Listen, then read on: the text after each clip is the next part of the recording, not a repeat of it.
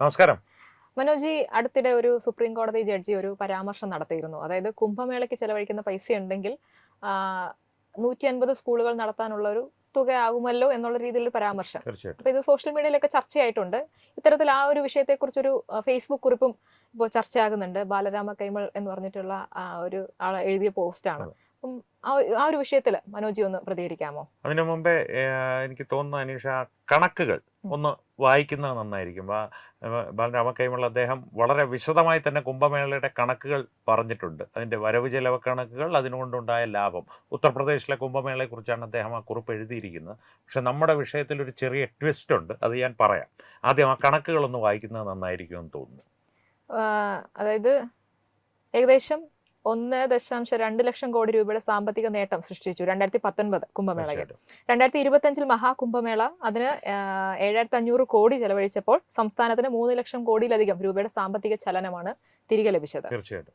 അപ്പോൾ അത്തരത്തിലുള്ള ഒരു വലിയ മഹോത്സവമായിട്ട് കൊണ്ടാടുമ്പോൾ എല്ലാ സംസ്ഥാനങ്ങൾക്കും അതിൻ്റെ ഗുണഭോക്താക്കളായി മാറുവാനുള്ള അവസരം ലഭിക്കും. ഉദാഹരണം പറയാം, നമ്മുടെ ഹൈന്ദവോത്സവങ്ങളെ വിടും. ഫിഫ വേൾഡ് കപ്പ് ഒരു പ്രദേശത്ത് നടന്നു കഴിഞ്ഞാൽ ആ പ്രദേശത്തുണ്ട് വ്യാപാര സ്ഥാപനങ്ങൾക്കും ആ പ്രദേശത്തിൻ്റെ ഒരു സാമ്പത്തിക വിനിമയത്തിൽ തന്നെ, ഒരു സാമ്പത്തിക ക്രമത്തിൽ തന്നെ വലിയ മാറ്റങ്ങൾ ഉണ്ടാകും. അതുപോലൊരു വലിയ ഉത്സവമായിട്ട് ഇതിനെ കാണാൻ വേണമെങ്കിൽ ഒരു സാമ്പത്തിക ശാസ്ത്രജ്ഞൻ്റെ വീക്ഷണകോണിലൂടെ. ഇപ്പോൾ ഈ അഭിപ്രായം പറഞ്ഞ സുപ്രീം കോടതി ജഡ്ജി ബഹുമാനപ്പെട്ട PB വരാലെ എന്ന്, പ്രസന്ന ബാലചന്ദ്ര വരാലെ എന്നുള്ള അദ്ദേഹം കർണാടക ഹൈക്കോടതിയിലെ ജഡ്ജിയായിരുന്നു. അടുത്ത ഒരു വർഷത്തിനുള്ളിൽ റിട്ടയർമെൻറ്റിന് തയ്യാറാകുന്നൊരു ജഡ്ജിയാണ്. അദ്ദേഹത്തെ സംബന്ധിച്ച് പറയുകയാണെങ്കിൽ അദ്ദേഹത്തിൻ്റെ ഒരു കരിയർ പരിശോധിക്കുകയാണെങ്കിൽ വലിയ ഹിസ്റ്റോറിക് ജഡ്ജ്മെൻറ്റ്സ് ഒന്നും നടത്തിയില്ലെങ്കിലും അദ്ദേഹം ഒരു എന്താ പറയുക, ഒരു വിവാദ പുരുഷനൊന്നുമല്ല. ഇപ്പോൾ അദ്ദേഹം പറഞ്ഞതിൽ നമ്മളതിനെ തെറ്റായ രീതിയിൽ എടുക്കണമോ എന്നുള്ളത് ഒരു ചോദ്യമുണ്ട്. അത് വളരെ പ്രസക്തമാണ്. അതാണ് ഞാൻ പറഞ്ഞ ഒരു ചെറിയ ട്വിസ്റ്റ് ഉണ്ടെന്ന്. അദ്ദേഹം ഈ ഉത്തർപ്രദേശിൽ കുംഭമേളയെക്കുറിച്ചല്ല അദ്ദേഹം പരാമർശിച്ചിരിക്കുന്നത്. നാഷിക്കിൽ കുംഭമേള നടക്കുന്നുണ്ട്. അതിനുവേണ്ടി 30,000 കോടി രൂപ സർക്കാർ വകയിരുത്തുന്നുണ്ട്. ദേവേന്ദ്ര ഫഡ്നാവിസിൻ്റെ നേതൃത്വത്തിലുള്ള BJP സർക്കാർ വകയിരുത്തുന്നുണ്ട്. അതിൽ 11,000 കോടി രൂപ ഒരു ഇടനാഴിക്ക് വേണ്ടി മാത്രം ചിലവഴിക്കുന്നു എന്നുള്ളത് തന്നെ അത്ഭുതപ്പെടുത്തിയതിൻ്റെ കാരണം അദ്ദേഹം പറയുന്നത് മഹാരാഷ്ട്രയിൽ 150ഓളം മറാഠ സ്കൂളുകൾ, നമ്മുടെ മലയാളം മീഡിയം സ്കൂളുകൾ പോലെ മറാഠി മീഡിയം സ്കൂളുകൾ പൂട്ടിപ്പോകുവാനുള്ള തയ്യാറെടുപ്പിലാണ്. അവയെ രക്ഷിക്കുവാനായി അതിൻ്റെ ഒരു 0.1% തുക, 0.1% തുക ചിലവാക്കിയാൽ പോരെ എന്നുള്ളതാണ് അദ്ദേഹത്തിൻ്റെ ഒരു ചോദ്യം. പ്രത്യക്ഷത്തിൽ ഇത് ന്യായമായ ചോദ്യമാണ്. പക്ഷേ ഒരു ചീഫ് ജസ്റ്റിസ് എന്ന അദ്ദേഹത്തിൻ്റെ പദവിയോടുള്ള എല്ലാ ബഹുമാനവും നിലനിർത്തിക്കൊണ്ട് പറയട്ടെ, ഇത് അടിസ്ഥാനപരമായിട്ട് എനിക്ക് തോന്നിയത്, നമ്മുടെ യൂസഫ് അലി അദ്ദേഹത്തിൻ്റെ മകളുടെ കല്യാണം നടത്തുന്നു, അല്ലെങ്കിൽ അംബാനി അദ്ദേഹത്തിൻ്റെ മകളുടെ വിവാഹം നടത്തുന്നു. അതിന് 1000 കോടി രൂപ ചിലവഴിച്ചു. എത്ര പാവങ്ങൾക്ക് ഇഡ്ഡലി മേടിച്ചു കൊടുക്കാമായിരുന്നു എന്നുള്ള ചോദ്യത്തിൻ്റെ ഒരു വലിയ കമ്മ്യൂണിസ്റ്റ് ചോദ്യമാണത്. എത്ര പാവങ്ങൾക്ക് കൊടുക്കാം? അതായത് ഓരോ കാര്യത്തിനും ചിലവഴിക്കേണ്ട തുക ഓരോ കാര്യത്തിനും ചിലവഴിക്കുക എന്നുള്ളതാണ് അതിൻ്റേതായിട്ടുള്ള രീതി. പ്രത്യേകിച്ച് സർക്കാരുകളുടെ കാര്യത്തിൽ ഒരു സംസ്ഥാനത്തിന് ഗുണമുണ്ടാകുന്ന ഒരു മഹോത്സവം സംഘടിപ്പിക്കുമ്പോൾ അതിനു വേണ്ട ഒരുക്കങ്ങളും സുരക്ഷാ ക്രമീകരണങ്ങളും എല്ലാം നടത്തണം. ഈ ഇടനാഴി എന്ന് പറയുന്നത്, ഈ 11,000 കോടി രൂപ മുടക്കി ആ ഒരു ഇടനാഴി ഉണ്ടാക്കിയിട്ട് നാളെ അത് പൊളിച്ച് ദേവേന്ദ്ര ഫഡ്നാവിസിൻ്റെ വീട്ടിലേക്ക് കൊണ്ടുപോകുന്നില്ല. അതെല്ലാം സുപ്രീം കോടതി ജഡ്ജിക്കും അറിയാം. പക്ഷേ അടിസ്ഥാനപരമായിട്ട് അദ്ദേഹത്തെ ഒരു തരത്തിലും അപമാനിക്കാനുള്ളൊരു ശ്രമമല്ല നമ്മൾ ചെയ്യുന്നത്. അദ്ദേഹം പറഞ്ഞതിൻ്റെ പിന്നിലുള്ള ആത്മാർത്ഥതയെ മാനിക്കുകയും ചെയ്യുന്നു. കാരണം മറാഠി മീഡിയം സ്കൂളുകളെ രക്ഷിച്ചെടുക്കാനാണ്. സ്വന്തം ഭാഷ, കർണാടകയും മഹാരാഷ്ട്രയും തമ്മിൽ ഈ ഭാഷകൾ കൊണ്ട് തന്നെ കൊടുക്കൽ വാങ്ങലുകൾ ഒരുപാടുള്ളത് കൊണ്ട് ആ ഒരു പ്രാദേശിക ഭാഷയെ സംരക്ഷിക്കാനുള്ള അദ്ദേഹത്തിൻ്റെ ആഗ്രഹത്തെയും ആ മുഖവിലേക്ക് തന്നെ കണ്ടുകൊണ്ട് പറയട്ടെ, ഈ കുംഭമേളയുമായിട്ടുള്ള അദ്ദേഹത്തിൻ്റെ താരതമ്യം, ആ തുക വകമാറ്റി ചിലവഴിച്ചാൽ അങ്ങനെ ഒരു താരതമ്യം അദ്ദേഹം ചെയ്യേണ്ടിയിരുന്നില്ല എന്നുള്ളതാണ് എൻ്റെ വ്യക്തിപരമായിട്ടുള്ള അഭിപ്രായം. ഇനി സ്കൂളുകളുടെ കാര്യത്തിലേക്ക് വന്നാൽ, അടിസ്ഥാനപരമായിട്ട് കേരളത്തിൽ കുംഭമേളയും ഇത്തരത്തിലുള്ള ഉത്സവങ്ങൾക്കൊന്നും കാശ് ചിലവാക്കുന്നില്ലല്ലോ, ഉറപ്പാണല്ലോ. 2025 പുറത്തു വന്ന ഒരു വിവരം അനുസരിച്ച് 2 വർഷങ്ങൾക്കുള്ളിൽ, അതായത് 2025 പുറത്തു വന്ന കണക്കുകൾ അനുസരിച്ച് 2 വർഷം എന്ന് പറയുമ്പോൾ 2023 മുതൽ 2025 വരെയുള്ള കാലഘട്ടങ്ങളിൽ കേരളത്തിൽ പൂട്ടിപ്പോയത് 201 സർക്കാർ സ്കൂളുകളാണ്. കേരളത്തിലെ ഒരു കുംഭമേളയ്ക്കും പണം സർക്കാർ ചെലവാക്കുന്നില്ലല്ലോ. പൂട്ടിപ്പോകുന്നതിൻ്റെ കാരണം പണം ഇല്ലാത്തതോ സൗകര്യങ്ങളില്ലാത്തതോ അല്ല. പ്രത്യേകിച്ച് പ്രാദേശിക ഭാഷകളിൽ അടിസ്ഥാനമായിട്ടുള്ള സ്കൂളുകൾ, മലയാളം മീഡിയം ആണെങ്കിലും മറാഠി മീഡിയം ആണെങ്കിലും തമിഴ് മീഡിയം ആണെങ്കിലും കന്നഡ മീഡിയം ആണെങ്കിലും തെലുങ്ക് മീഡിയം ആണെങ്കിലും ബംഗ്ലാ മീഡിയം ആണെങ്കിലും അടിസ്ഥാനപരമായിട്ട് ഇപ്പോഴുള്ള ആധുനിക വിദ്യാഭ്യാസ സംവിധാനത്തിൻ്റെ ഒരു കുഴപ്പമാണ് മാതാപിതാക്കളുടെ മനസ്സിൽ തന്നെ ബ്രിട്ടീഷുകാരുടെ കാലം മുതൽ ഒരു ധാരണ പതിപ്പിച്ച് വെച്ചിട്ടുണ്ട്, എൻ്റെ മകൻ ഇംഗ്ലീഷ് മീഡിയം സ്കൂളിൽ പഠിക്കണമെന്നുള്ളത്. ഇംഗ്ലീഷ് മീഡിയം സ്കൂളുകളിലേക്ക് കുട്ടികൾ മാറുന്നു. സർക്കാർ വിദ്യാലയങ്ങളിൽ പ്രാഥമികമായി പ്രാദേശിക ഭാഷ, നമ്മുടെ മാതൃഭാഷ പഠിപ്പിക്കുക എന്നുള്ളൊരു രീതി കയ്യിലെടുക്കുന്നത് കൊണ്ട് ആ സ്കൂളിൽ വിദ്യാർത്ഥികളുടെ എണ്ണം കുറയുന്നു. എത്ര പണം അവിടെ ചിലവഴിച്ചാലും സ്കൂളിൽ നാളെ ഇനി ഹൈടെക്കിൽ മലയാളം പഠിപ്പിക്കാമെന്ന് വെച്ചാലും മാതാപിതാക്കളുടെ മനസ്ഥിതി മാറണ്ടേ? എൻ്റെ മകൻ ഇംഗ്ലീഷ് പഠിച്ചാൽ മതി, അവിടെ ഇംഗ്ലീഷ് പഠിപ്പിക്കാം. ആദ്യം വന്ന് ചോദിക്കുന്നത് ഇംഗ്ലീഷ് മീഡിയം അല്ലേ? അല്ല, മലയാളം മീഡിയമാണ്. എന്നാ വേണ്ട എന്നുള്ള രീതിയിലായിരിക്കും അവരുടെ പ്രതികരണം. ഇംഗ്ലീഷ് പഠിച്ചില്ലെങ്കിൽ വലിയൊരു കുറവാണ് എന്നുള്ള രീതിയിലാണ്. കാരണം അതിൻ്റെ ഒരു ഏറ്റവും വൃത്തികെട്ടൊരു പരിണാമം പറഞ്ഞു തരാം. നരേന്ദ്രമോദി, ബഹുമാനപ്പെട്ട പ്രധാനമന്ത്രി ശ്രീ നരേന്ദ്രമോദി ഇൻസ്റ്റാഗ്രാമിൽ അദ്ദേഹത്തിൻ്റെ ആദ്യത്തെ വീഡിയോ പോസ്റ്റ് ചെയ്തപ്പോൾ അഭിജിത് ദീപ്കെ പോലുള്ള പാറ്റകൾ മൈ ഫ്രാൻസ് എന്ന് അദ്ദേഹം പറഞ്ഞു എന്നുള്ള രീതിയിൽ പരിഹാസം ഓർമ്മയുണ്ടാകുമല്ലോ. അദ്ദേഹത്തിൻ്റെ ആക്സെൻറ്റിനെ, അദ്ദേഹത്തിൻ്റെ ഒരു മാതൃഭാഷയുടെ സ്വാധീനത്തെ പരിഹസിച്ചുകൊണ്ടുള്ള വീഡിയോ ഇതുണ്ടാവില്ല. അഭിജിത് ദീപ്കെ ബോസ്റ്റണിൽ പോയി പഠിച്ചു എന്ന് പറഞ്ഞിട്ട് സ്കോളർഷിപ്പിന് ചോളർഷിപ്പ് എന്നാണ് അവൻ പറയുന്നത്. അത് വേറെ കാര്യം, അത് വിടൂ. ഈ മാതൃഭാഷയുടെ സ്വാധീനം ഒരാളുടെ ആംഗലേയത്തിലുണ്ടെങ്കിൽ അതിൻ്റെ അർത്ഥം ഒന്ന് മാത്രമേ ഉള്ളൂ, അയാൾക്ക് നിങ്ങളെക്കാൾ ഒരു ഭാഷ കൂടുതൽ അറിയാമെന്നുള്ളത്. നരേന്ദ്രമോദിക്ക് അഭിജിത് ദീപ്കയെക്കാളും ഗുജറാത്തി എന്നുള്ള ഭാഷ കൂടുതൽ അറിയാം. അഭിജിത് ദീപ്കയ്ക്ക് ആകെ അറിയാവുന്നത് മറാഠി തന്നെ അവന് നേരെ ചൊവ്വേ അറിയാമോന്നറിയില്ല, ഹിന്ദി അറിയാമോന്നറിയില്ല, ഇംഗ്ലീഷ് തട്ടിമുട്ടി പറയും. അതും 1.5 കൊല്ലം ബോസ്റ്റണിൽ കൊണ്ട് ആരോ ട്രെയിൻ ചെയ്യിപ്പിച്ചതാണ്. ഇത് ഞാൻ അവരെ പാറ്റയുടെ വിഷയത്തിലേക്ക് വരികയല്ല, ഈ ഭാഷയുടെ ഒരു സ്വാധീനത്തിൻ്റെ കാര്യം പറയുകയാണ്. ഇത്തരത്തിലുള്ളൊരു തെറ്റായ അവബോധം നമ്മുടെ നാട്ടുകാരുടെ മനസ്സിൽ, നമ്മുടെ ഭാരതീയരുടെ മനസ്സിൽ ആഴത്തിൽ പതിപ്പിച്ചിട്ടുണ്ട്. ഇംഗ്ലീഷ് പഠിക്കുന്നത് എന്തോ വളരെ മെച്ചപ്പെട്ട, ശരിയാണ്, ഭാഷ ആശയവിനിമയത്തിന് ഇംഗ്ലീഷ് വളരെ നല്ലൊരു മാർഗം തന്നെയാണ്, മാധ്യമം തന്നെയാണ്. പക്ഷേ അത് മാത്രമാണത് ആശയവിനിമയത്തിനുള്ള ഒരു മാധ്യമം. ഇപ്പോഴത്തെ കാലത്ത് നിങ്ങൾ ഇംഗ്ലീഷ് മീഡിയം സ്കൂളിൽ പഠിച്ചില്ലെങ്കിലും നിങ്ങൾക്ക് വേണ്ടത് ഗൂഗിളോ ChatGPTയോ ചെയ്തു തരും. അല്ലെങ്കിൽ തന്നെ ട്രാൻസ്ലേറ്റേഴ്സ് ഉണ്ട് ഇപ്പോൾ. മലയാളത്തിൽ പറഞ്ഞോളൂ നിങ്ങൾ. മറുവശത്ത് നിൽക്കുന്നയാൾ ഏത് ഭാഷക്കാരനാണെങ്കിലും ആ ഭാഷ മാത്രം ഒന്ന് തിരഞ്ഞെടുത്ത് കൊടുത്താൽ മതി, ആ ഭാഷയിലുള്ള ട്രാൻസ്ലേഷൻ വരും. ഇനിയുള്ള കാലത്ത് ഭാഷയ്ക്ക് പോലും പ്രസക്തി ഇല്ലാതാവുകയാണ്, അതിൻ്റെ അതിർവരമ്പുകൾ പോലും ഇല്ലാതാവുകയാണ്. പക്ഷേ അതുകൊണ്ട് എന്നാൽ നമ്മുടെ മലയാളം, പ്രാദേശിക ഭാഷകൾ സംരക്ഷിക്കപ്പെടേണ്ട ഒരു ആവശ്യകതയും നിലനിൽക്കുന്നുണ്ട്. അതിൻ്റെയൊക്കെ പശ്ചാത്തലത്തിലായിരിക്കണം ഒരുപക്ഷെ ബഹുമാനപ്പെട്ട PB വരാലെ അത്തരത്തിലൊരു അഭിപ്രായം പ്രകടനം നടത്തിയത്. പക്ഷേ അതിൻ്റെ ഒരു മറുവശം ഞാൻ നേരത്തെ പറഞ്ഞ കമ്മ്യൂണിസ്റ്റ് അഭിപ്രായം എന്നുള്ളതാണ്. ഈ കമ്മ്യൂണിസ്റ്റ് അഭിപ്രായങ്ങൾ പറയുമല്ലോ, കോടിക്കണക്കിന് രൂപ, ഇലോൺ മസ്ക് ലോകത്തെ ആദ്യത്തെ ട്രില്യണറായി. എന്തിനാണ് ഒരാൾക്ക് ഇത്രയും പണം? ഒരാൾക്ക് $1 മില്യൺ വെച്ച് അങ്ങ് കൊടുത്തൂടെ എന്ന് ചോദിക്കാൻ കമ്മ്യൂണിസ്റ്റുകാരന് വളരെ എളുപ്പമാണ്. പക്ഷേ കഷ്ടപ്പെട്ട് ചായക്കട നടത്തുന്ന കൃഷ്ണേട്ടൻ അത് ചോദിക്കില്ല. കാരണം കൃഷ്ണേട്ടൻ്റെ വൈകുന്നേരത്തെ വരുമാനമായിട്ടുള്ള 100 രൂപയാണെങ്കിലും 1000 രൂപയാണെങ്കിലും അതെങ്ങനെ ഉണ്ടാവുന്നു എന്നുള്ളതിനെക്കുറിച്ച് കൃഷ്ണേട്ടന് ഉത്തമ ബോധ്യമുണ്ട്.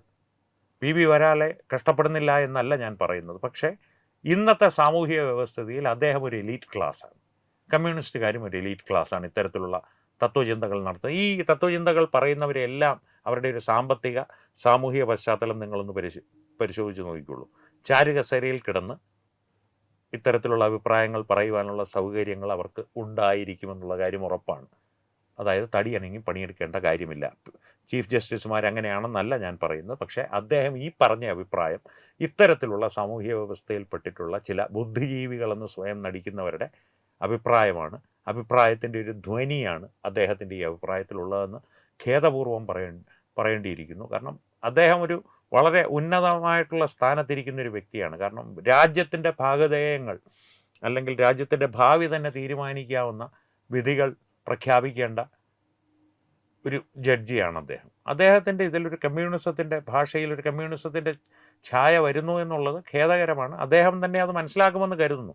ഏറ്റവും പ്രധാനപ്പെട്ട കാര്യം പ്രേക്ഷകർ മനസ്സിലാക്കേണ്ടിയിരിക്കുന്നത്, അദ്ദേഹം ഈ 9 അംഗ കോൺസ്റ്റിറ്റ്യൂഷണൽ ബെഞ്ചിലെ അംഗമാണ്. ശബരിമല വിധി പുനഃപരിശോധിക്കുന്ന, ആചാര അനുഷ്ഠാനങ്ങളെക്കുറിച്ചുള്ള ചോദ്യങ്ങളും ഉത്തരങ്ങളും പരിശോധിക്കുന്ന 9 അംഗ ബെഞ്ചിലെ അംഗമാണ് അദ്ദേഹം.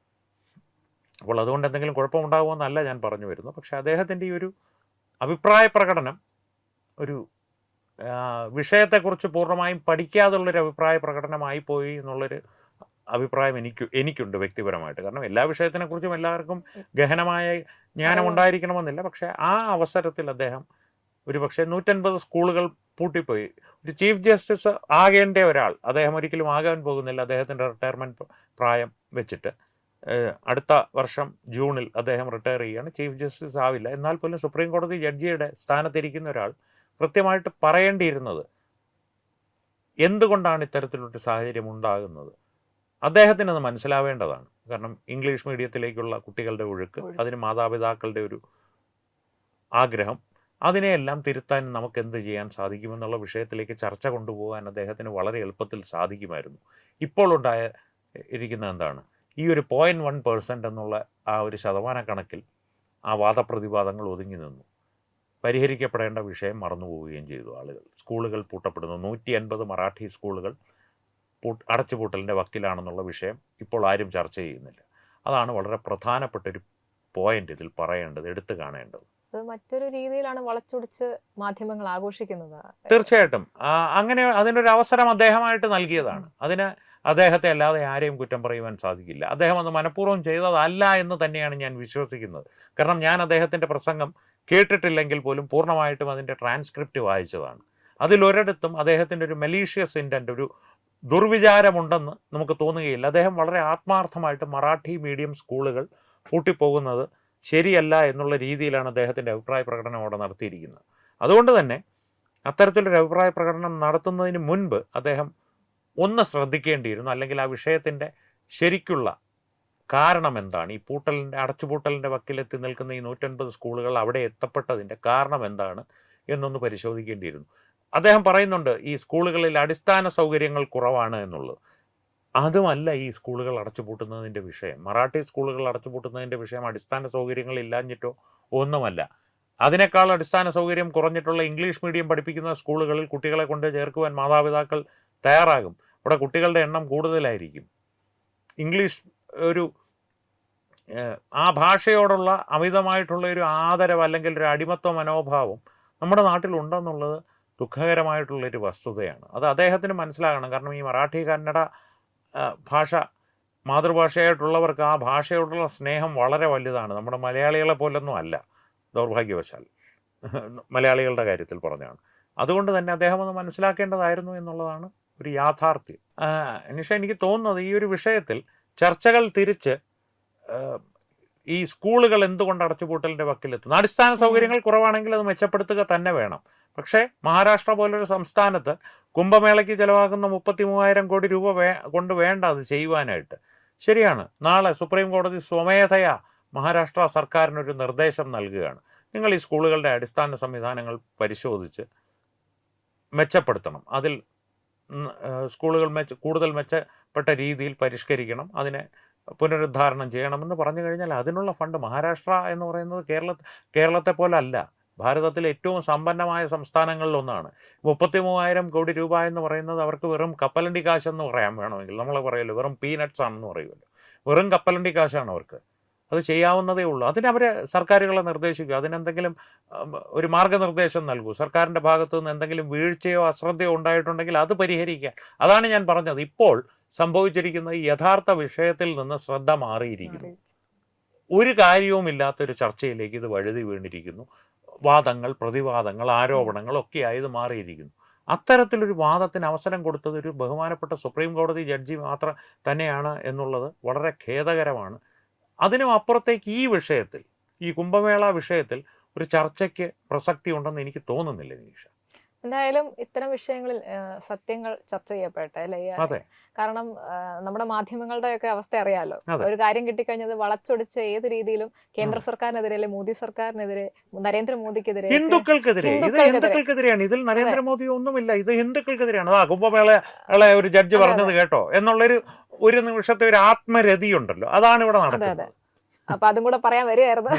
ഓക്കെ, അപ്പൊ ഇങ്ങനെ അവർക്കൊക്കെ എതിരെ പറയാൻ വേണ്ടിട്ട് ഇട്ടുകൊടുക്കുന്ന ഒരു വടി ഇട്ട് കൊടുത്ത പോലെ ഒരു സാഹചര്യമായി പോയി. അതെ, അദ്ദേഹത്തിന് മനസ്സറിവോടുകൂടി ചെയ്തൊരു കാര്യമല്ല എന്നുള്ളത് അദ്ദേഹത്തിന്റെ വാക്കുകളിൽ നിന്ന് തന്നെ വ്യക്തമാണ്. പൂർണ്ണമായിട്ട് അദ്ദേഹത്തിന്റെ ഒരു പ്രസംഗം ഞാൻ ട്രാൻസ്ക്രിപ്റ്റ് വായിച്ചതാണ്, നേരിട്ട് കേട്ടില്ല.